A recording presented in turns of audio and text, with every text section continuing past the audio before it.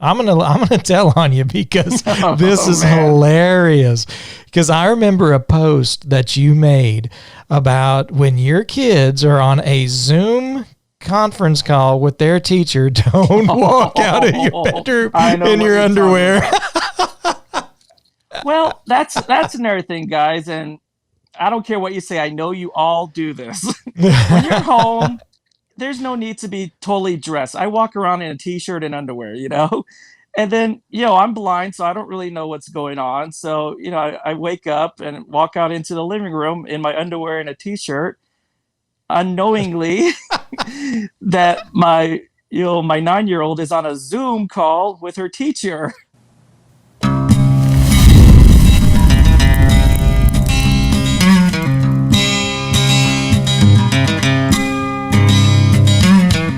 This is the Blind Grilling Experience, and I am the most interesting griller in the world.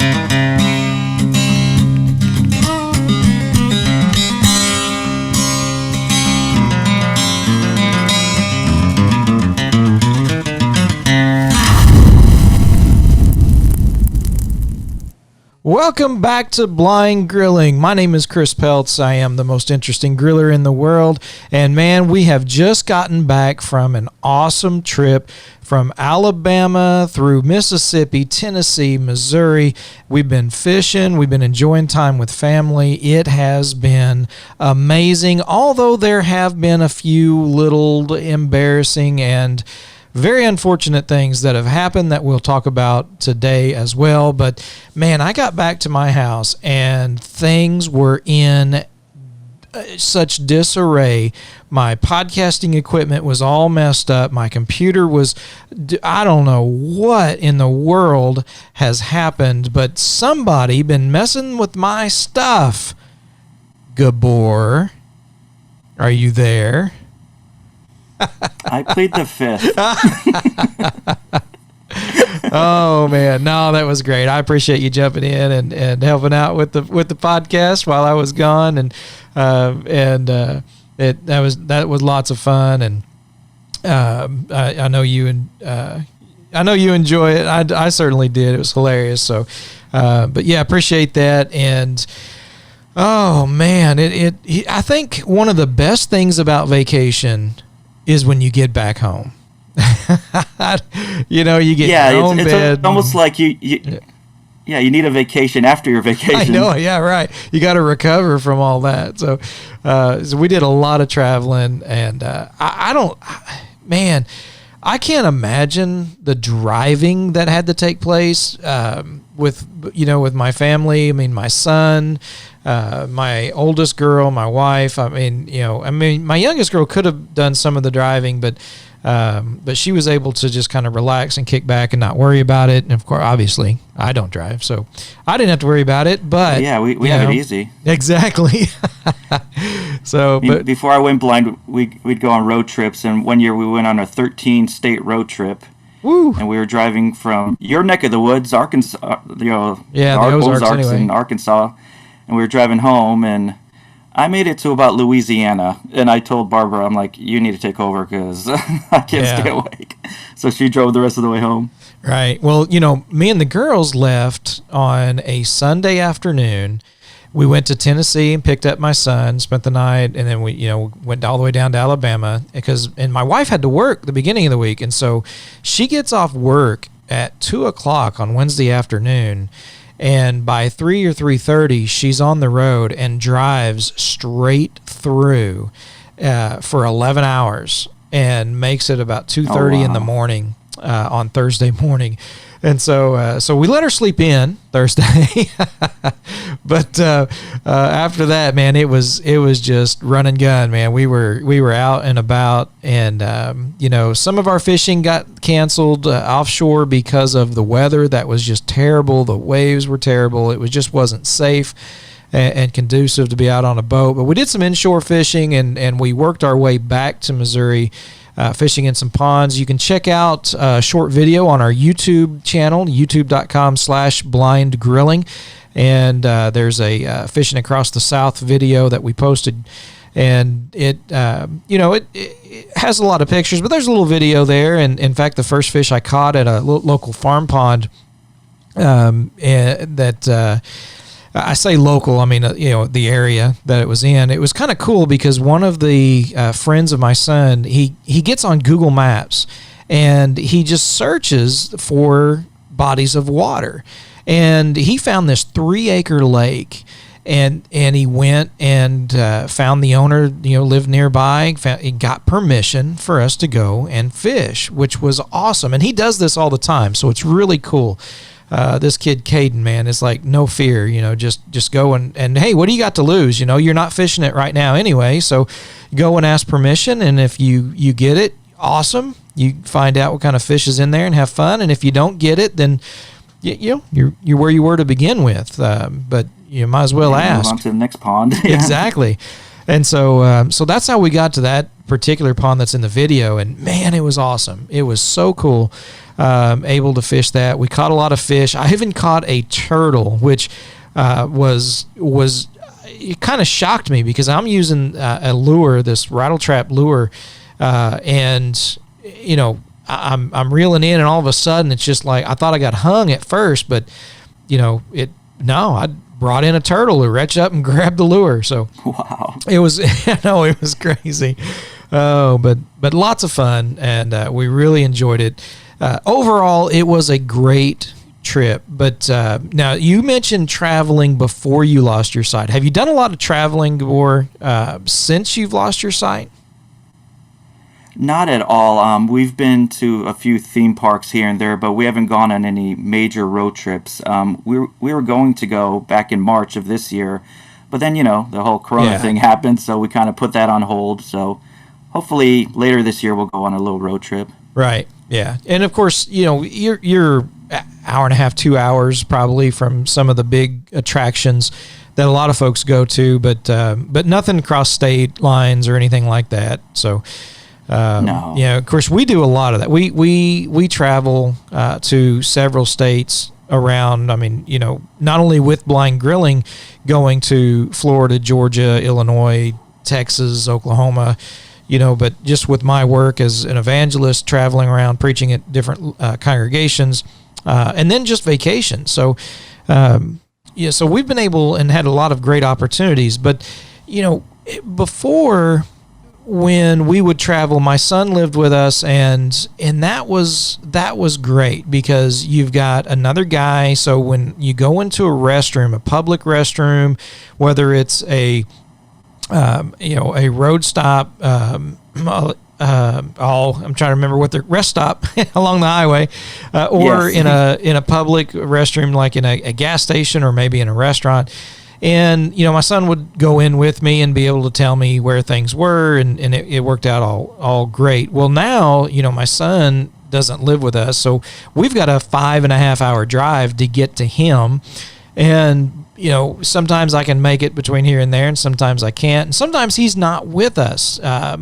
In fact, on the way back, because we had both vehicles, him and my daughter Sarah, they went one way because they were going up to Jackson, Tennessee, and my wife and I and my other youngest girl went another route because we were going to visit some friends somewhere else in Tennessee. And we get to this rest area. And first of all, with all the COVID stuff happening, they say there's travel restrictions. Of course, there's the social distancing that's taking place.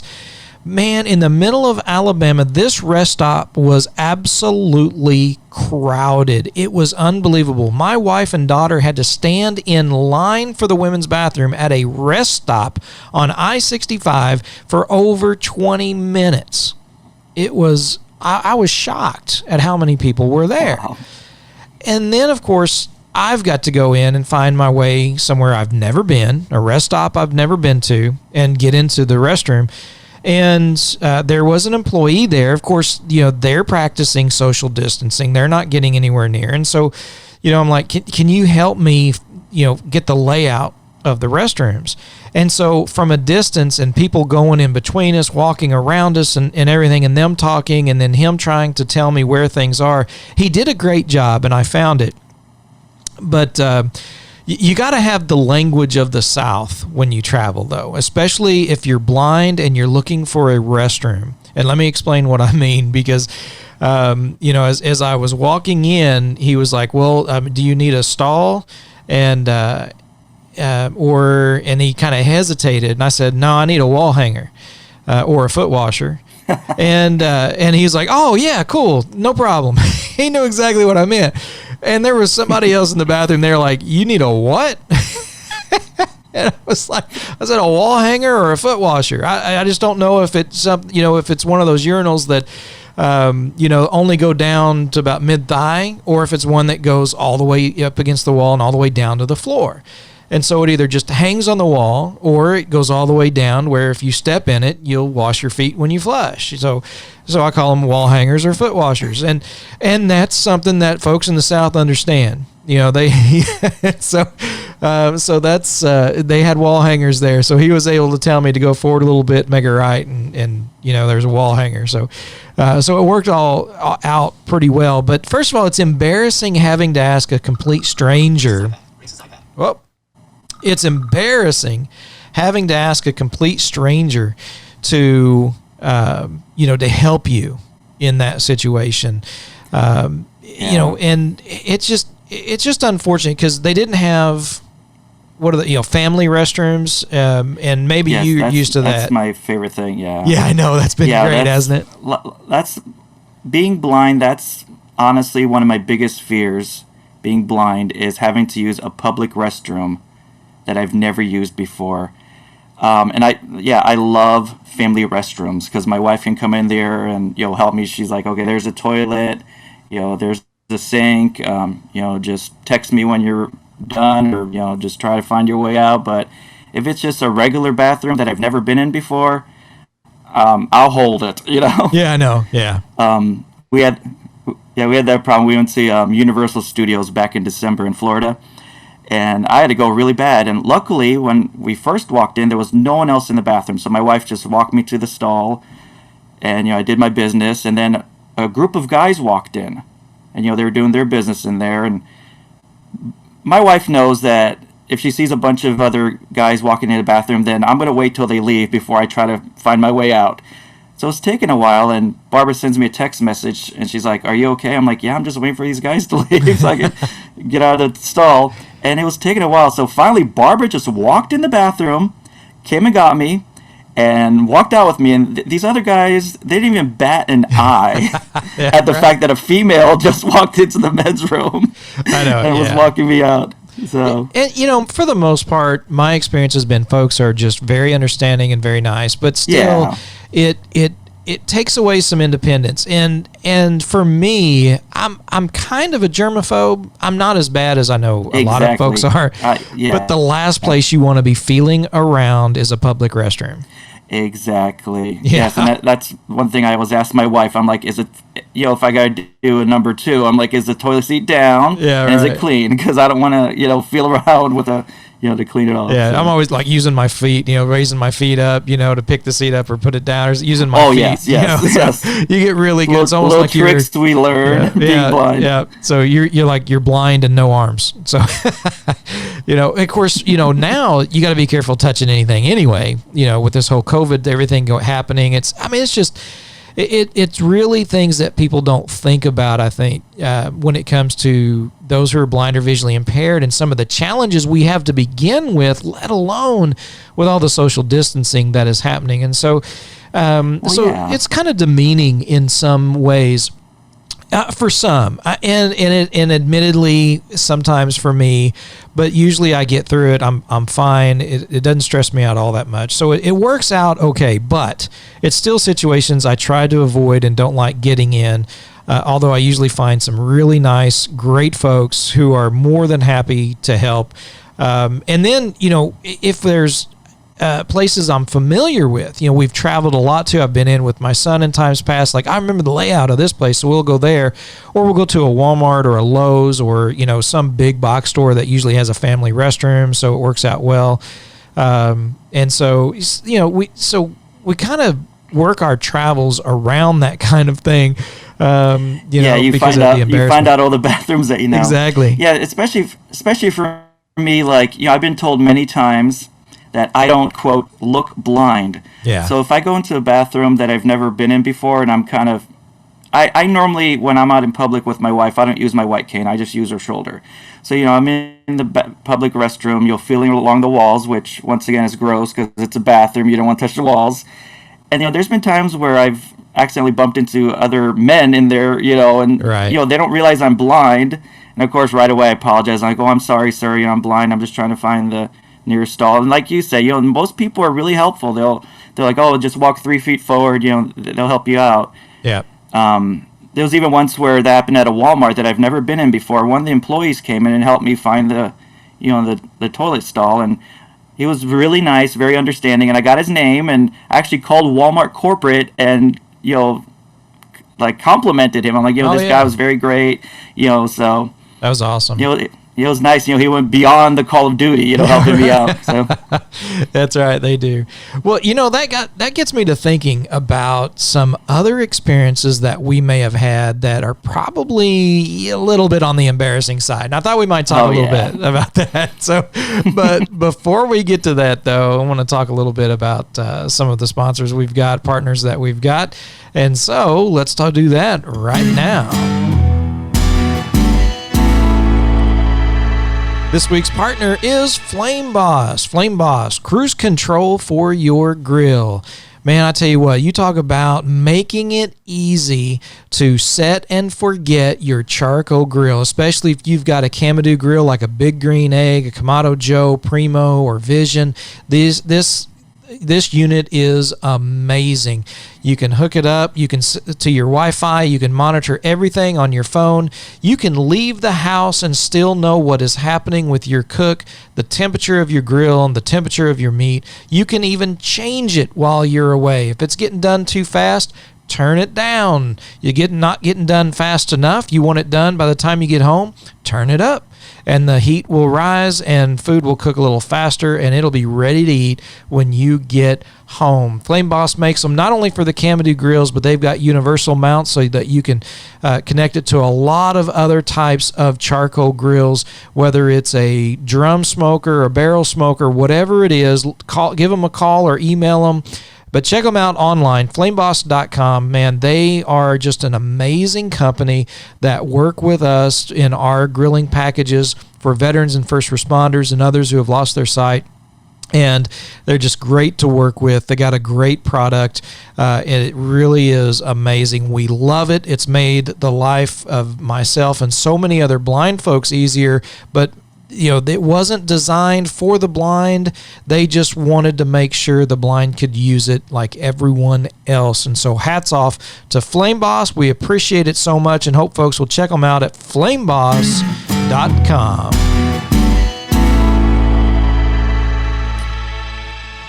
All right, Gabor, I tell you what, man, we have probably got more stories than we've got time to share with on this program, but we're going to talk about a few anyway.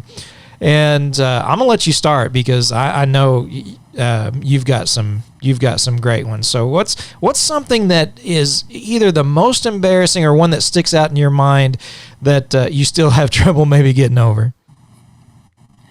Well, being blind, a lot of sighted people might not realize this, but a lot of you sound the same.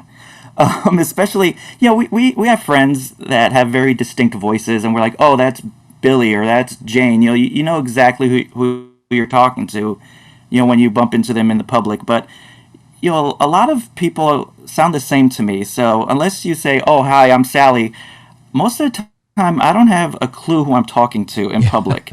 And I have this issue with stopping you mid-sentence, like, "Oh, who are you?" Because I feel like I'm being rude. This has happened to me a lot at Walmart for some odd reason, where I'll run into a friend and I'm talking to them, and this happened probably about 2 years ago, where sometimes my wife will just park me somewhere like down an aisle and she'll run and get something. So she parked me down one of the aisles, and my friend James walks up to me, and I used to work with James like years ago, and we're friends, but we're not close friends, but we're still friends. And he starts talking to me, and he's telling me about how he lost his job and how his wife left him. And in my head, I felt horrible for him. I'm like, oh, that's horrible. And I told him, I'm like, I feel so bad for you, James. And he's like, what are you talking about? I'm like, what do you mean? What am I talking about? He's like, I'm not James. And I'm like, wait, what? Yeah. So I thought I was talking to my friend James, but apparently it was someone else I knew. And then, we kind of just went our separate ways. And then when Barbara came back, I was like, who was I just talking to? And she was like, I don't know who that was. I'm like, I thought it was James. And she's like, it wasn't James. Yeah. So sometimes you talk to people that you think you know who you're talking to, but it's someone different. And to this day, I don't have a clue who I was talking to. Yeah. For all I know, it might have been James just messing with me because he never told me who he was. Right. Yeah. Right. So, oh, that's terrible. so my advice to all the sighted people listening to this, if you have any blind or visually impaired friends who you talk to on occasion, but not all the time, just when you see them in public, be like, hey, Gabor, this is Sally, just so they know who you're talking to. Yeah, right. I mean, that is always helpful because I have a lot of folks that come up to me and talk to me and never tell me their name. And I'm usually pretty good with voices. Obviously, I'm terrible with faces, but pretty good with voices. And but still, sometimes I get it wrong. Sometimes, they either don't have a very distinctive voice or they, them and one other person sound really close to one another. And like my nephews, I've got two nephews that sound identical. It's unbelievable how close they sound alike. And so sometimes I'm not exactly sure which one I may be talking to. So that can definitely be embarrassing. But I was in a J.C. Penney store, and this was years ago. But I was with some friends of mine, and they said, all right, you just wait right here. And I was in a clothing section. They said, wait right here. We're going to run over and pick up something at another area of the store, and we'll be right back. And so I reach up and I'm grabbing some shirts and feeling the sleeves and work my way down the rack. And then I grab this one sleeve, and the woman wearing the shirt turns to me and says, do you like it? I'm like, oh man, I was like, I am so sorry, Oh, yeah. Because I mean, she's right at the end of the rack of clothes, and so it's just the right height. She just, was right there. And so as I'm feeling the sleeves of the shirts as I go down the aisle, I grab a sleeve and there's a woman in it. So it's like, oh no. I'm just glad she was turned to the side. Yeah, and then at what point is it too late to tell them you're blind? Because that's happened to me several times where, something embarrassing happens, and once again, I don't look blind, so they don't realize I'm blind, and they're like, oh, look here, look there, and I'm like, uh-huh. Like, this happened just yesterday. We were shopping at a Walmart, and there's a lady named Tiffany who's a waitress at a local restaurant here, and she's very nice. We happened to see her in public. She's like, oh, hey, how you doing, blah, blah, blah, blah, blah. And I'm like, oh, Tiffany, is that you? She's like, oh, yeah, how'd you know it was me? You didn't even look at me. And, she continued talking, and because I recognized her voice, so I knew it was her. And the internal monologue in my head is like, should I tell her I'm blind? Like, she's known me for a while and she doesn't realize I'm blind. Yeah, right. But I feel like it's kind of weird at this point. Like, hey, by the way, I've been blind this entire time. Yeah, right. Yeah, that's. Man, yeah. That definitely happens a lot. I mean, I was eating with a guy. A friend of mine, we'd actually gone to a Bass Pro, and we were at a restaurant inside Bass Pro, and he had his son with him, and I had my son with him, so we're sitting, forward to this table, and I had maybe one or two pieces of meat left on my plate, and I have my fork, and I'm stabbing, and I'm missing it, or I hit the side of it, not quite square enough to get the fork into it. Well, he grabs my wrist and moves my hand a little bit and pushes it down, and it stabs the meat just perfectly, right as the waitress is walking by. And she stops, and she says, does he feed you at home, too? It's like, ma'am, I'm blind. She's like, what? I'm like, yeah, I'm blind. He was just helping me find what was left on my plate. And she was very apologetic. I thought it was hilarious. It didn't offend me. It didn't, upset me at all. And I know some folks would be upset. Yeah. And that I thought was hilarious. I thought that was just a funny kind of moment, and had a good laugh about it. And we still talk about it. So little things like that, are fun. But then there are some moments that are ones that you really wish you could take back? And I'm sure you've got one of those. Well, yeah, I mean, it's probably my very first blind, embarrassing experience. I was still in the hospital right after my brain surgery, and maybe it was 2 or 3 days, after the fact. I'm in the hospital, and every night the nurse would come in to hand me my medicine in one of those little plastic cups. So one night she comes in, she's like, "Oh, hey, Gabor, how are you?" I'm like, "Oh, I'm fine." And she's like, "I got your medicine for you." So I reach out to grab the little cup, but apparently I accidentally reached out and grabbed her chest by mistake instead of the medicine. And of course, instantly embarrassed. I'm like, "Oh, I'm so sorry. I didn't mean to do that." She's like, and of course, she thought it was hilarious. She starts laughing. So she's like, "Oh, I understand. Just don't do it again." Right. But that was embarrassing for me. Yeah, right. So.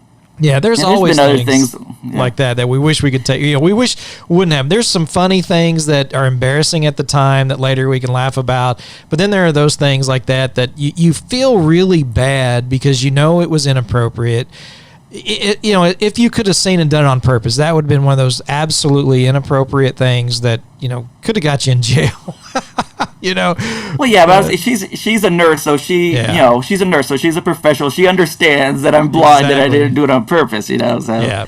Yeah, and that happens, and that's something that I get things like that where even with a cane. I mean, you mentioned earlier being in a situation where you don't have your cane and you have to explain to folks you're blind.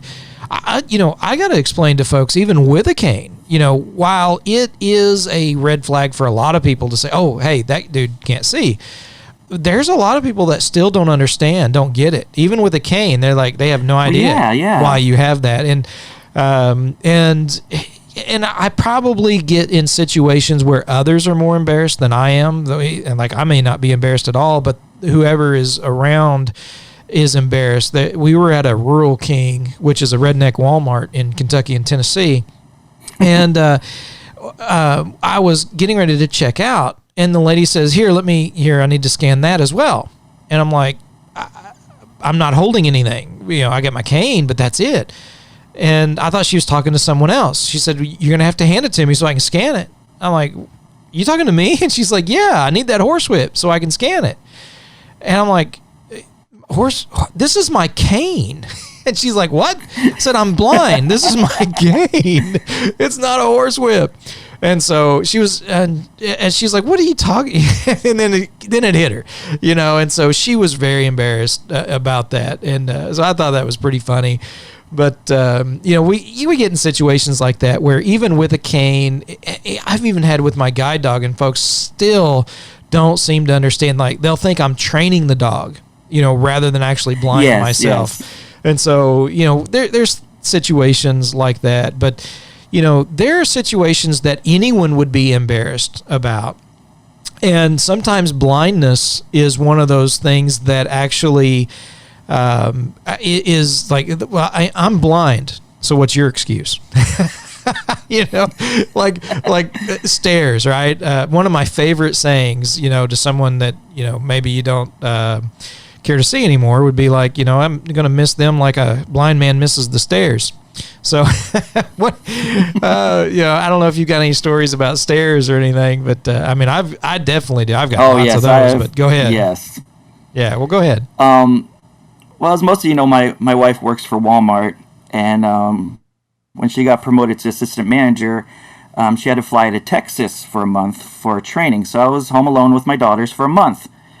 And we live in an apartment complex where they have valet trash service, which means you put the trash right outside your door and they come around and pick it up every night. But I feel bad for these guys after run around. There's 350 units, so I normally walk it down to the bottom of my stairs and leave it at, the bag of trash at the bottom of the stairs. So one night I was walking the trash down, and, inside my head I'm counting the steps, 1, 2, 3, and, onwards. And apparently I got distracted and I miscounted, and the last step I misstepped and I fell. And I crashed down to the ground, which is, scary, but, I didn't get hurt. But the embarrassing part was I let out the most emasculated girly scream ever. Like, I won't do it because, I don't want to blow the speakers. But I was like, and several of my neighbors were outside.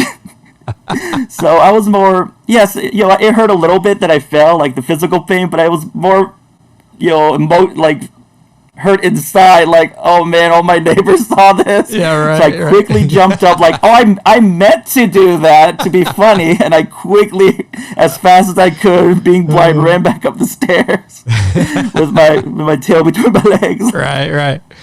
Oh man. And then the next day, one of my neighbors, when he saw me downstairs, he actually asked, "Are you okay? I saw you falling down the stairs yesterday." I'm like, "Oh, you saw that?"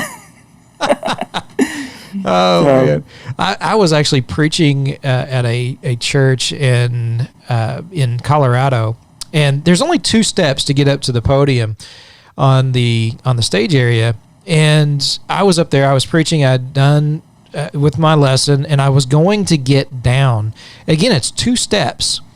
Well, I misjudged how far I was away, and so when I stepped down, I stepped too far because they were kind of short steps, and the back of my heel hit, and then the front of my foot went down, and I went and landed on my knees, and I jumped right up immediately. Wow. And the whole congregation, you could just hear this gasp of air, like, it's like, I'm okay, it's all good, I meant to do that. Yeah, right, yeah.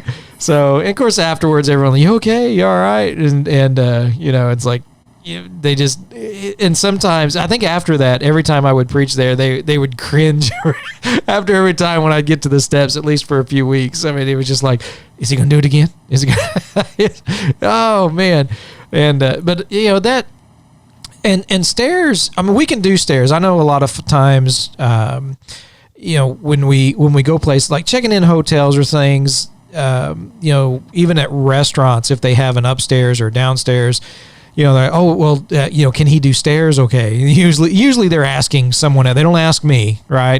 They'll ask my wife or my kids, can he do stairs? That happened to me when when we first moved in here. The guy showing us the apartment was like he kind of like you said, he asked my wife, but I'm like, I'm right here. You can talk to me. Yeah, right. He's like, oh, well, it's an upstance apartment. Is he going to be okay with the stairs? Yeah. And apparently not. Makes me think back.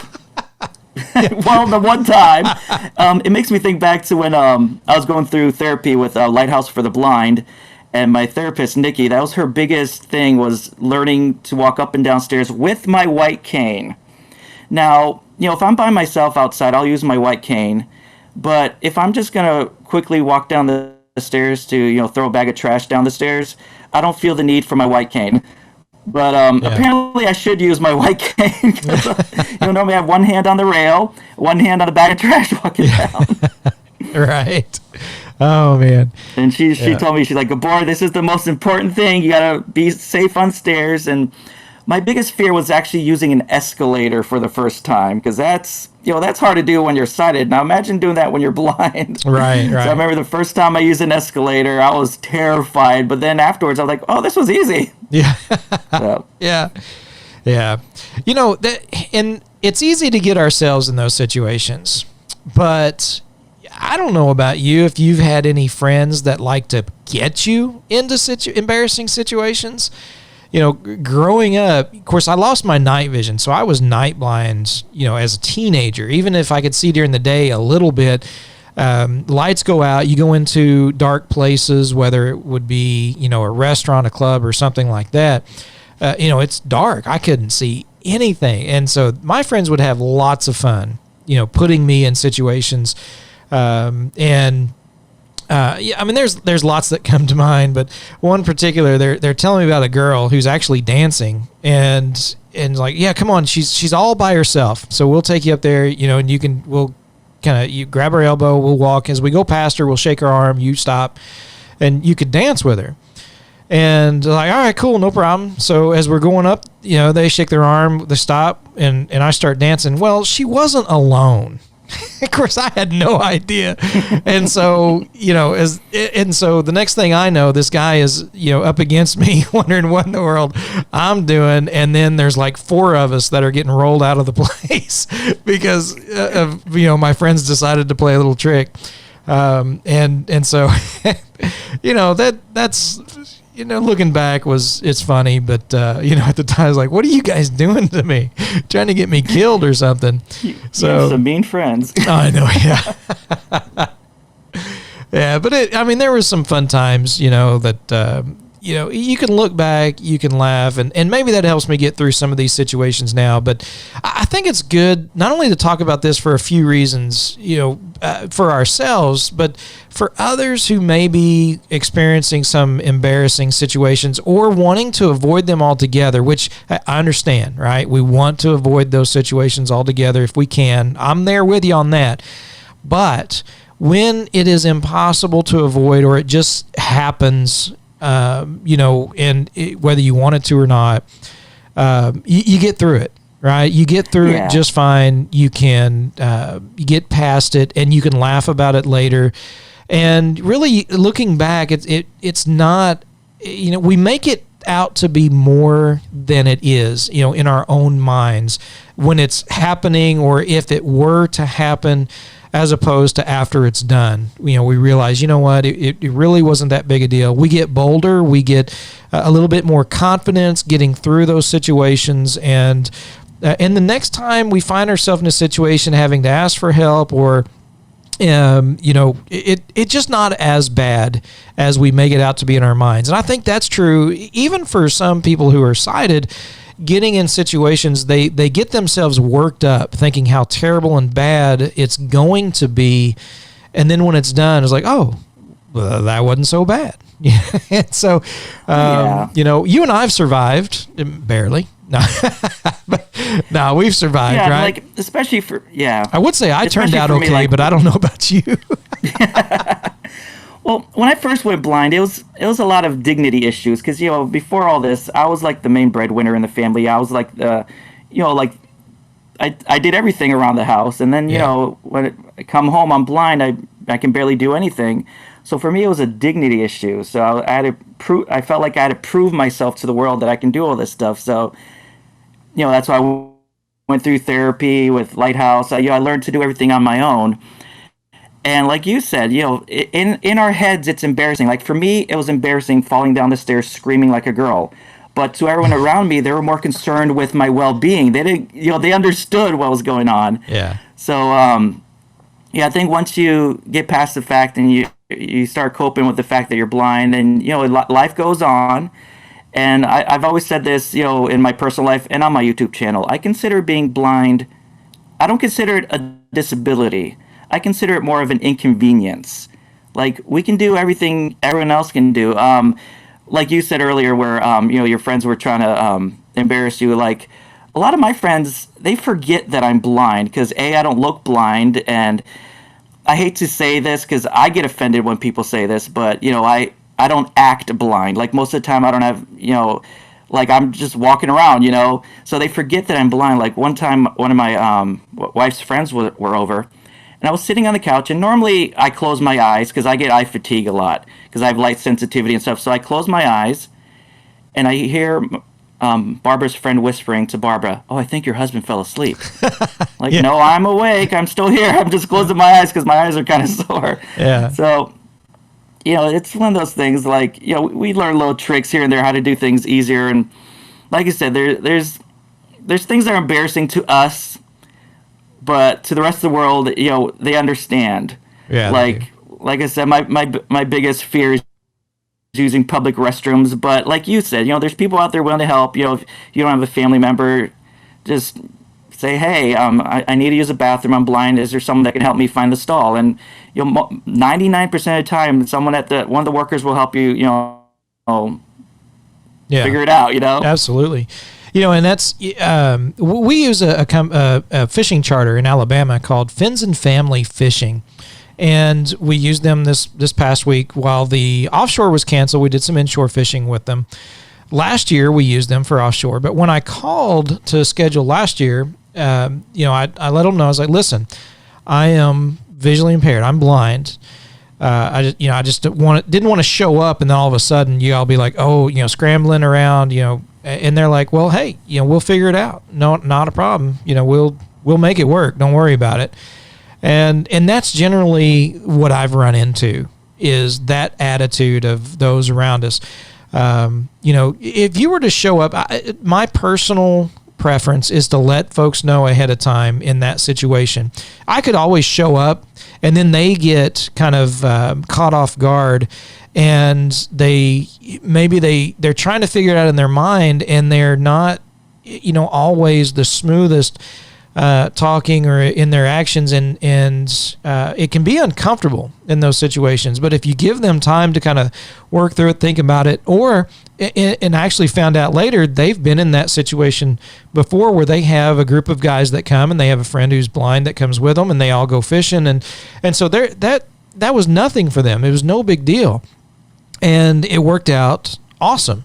And so we go back and we use Fins and Family in Orange Beach, Alabama, because they don't treat me any different. It's it's just there. We're going fishing, and here's your pole. Here's what you do. Tell me what to do, and leave me alone and let me do it. And and granted, there are some that are some who are blind or visually impaired that are very high functioning, and some who are not as high functioning, but generally those around us, when we need assistance, or we just want to let them know, like, hey, we have a visual impairment, but we want to do this, we can do this. And they're like, yeah, well, fine, come on, we'll make it happen. No problem here. And so while it's not always the case, and if it's not the case, then hey, don't use that business, and let others know that they're not willing to even try. And you can affect their wallet in that respect. But then there are those companies that are willing to help, willing to make it happen. Like our partner Flame Boss. They didn't design the Flame Boss for the grill for those who are blind or visually impaired, but when they found out that the blind and visually impaired can take advantage of it, they made it work even better and completely accessible, so that it works for everyone. So you've got that kind of people, that kind of company that are willing to do that business. And so I've had really great experiences.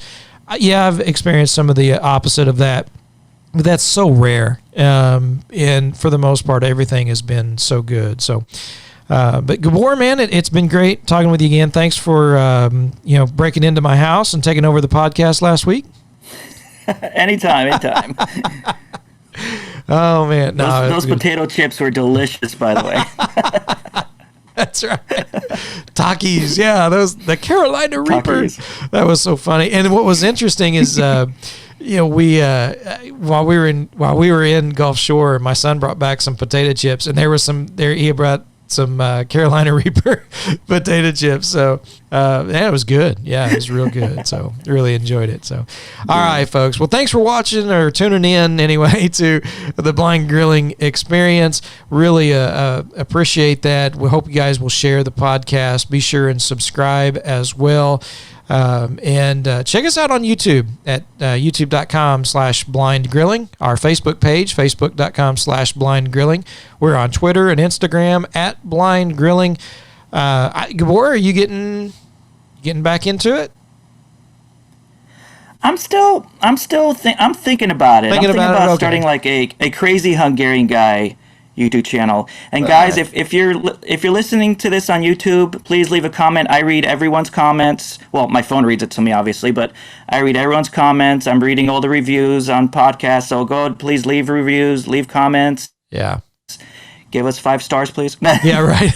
And we appreciate every single view, every single like. So yeah, and we're on iHeart Radio now. Podcast. Oh, cool.